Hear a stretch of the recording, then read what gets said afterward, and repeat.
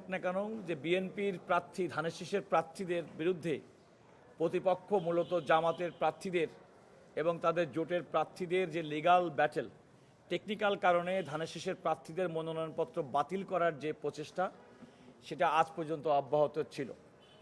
আজকে আপনারা জানেন যে কুমিল্লা ৩ আসনে বিএনপির যে প্রার্থী, ধানের শীষের প্রার্থী জনাব শাহ মুফাজ্জল হোসেন কায়কোবাদ, তার বিরুদ্ধে ওই আসনে জামাতের প্রার্থী ইউসুফ সোহেল, তিনি আজকে সুপ্রিম কোর্টের আপিল বিভাগে একটি আপিল দায়ের করেছিলেন, যেটি আজকে শুনানি হয়েছে, উভয় পক্ষের শুনানি হয়েছে। শুনানির শেষে তার আপিলটা খারিজ করে দিয়েছেন। অর্থাৎ জনাব মুফাজ্জল হোসেন কায়কোবাদের ধানের শীষের প্রার্থী নিয়ে নির্বাচন করা, নির্বাচিত হওয়ার কোনো আইনগত বাধা আর থাকলো না।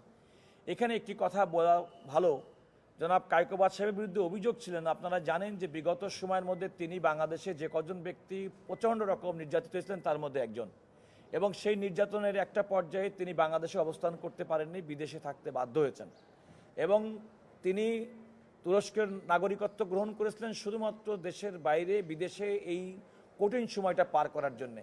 যে মুহূর্তে 5ই আগস্টের পরপরই তিনি তুরস্কের নাগরিকত্ব ত্যাগ করেছেন এবং নির্বাচনের আগে সেটি ত্যাগ করে তিনি নির্বাচনে প্রার্থী হয়েছেন।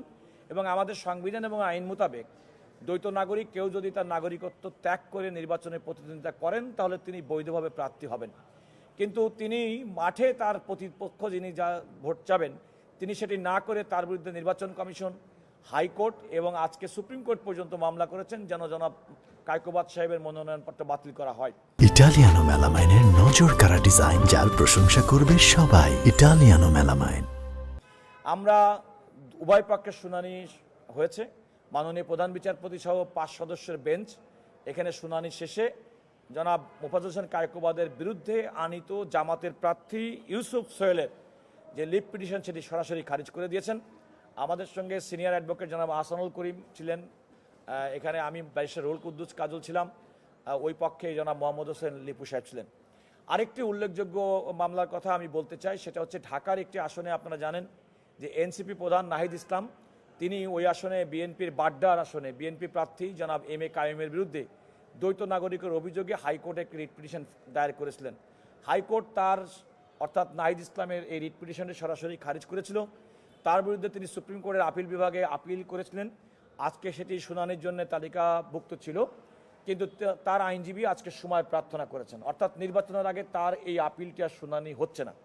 একইভাবে বগুড়ায় বিএনপি প্রার্থী জনাব কাজী রফিকের বিরুদ্ধেও একটি আপিল দায়ের করেছিল এবং সেই আপিলটিও তারা সময় গ্রহণ করে নিয়েছেন, অর্থাৎ নির্বাচনের আগে এই দুটি মামলার শুনানি হচ্ছে না। এখানে আইনগতভাবে আমরা একটি বিষয় বলতে চাই যে নির্বাচনের আগে এবং নির্বাচনের পরে কতগুলো আইনি বিধান আছে।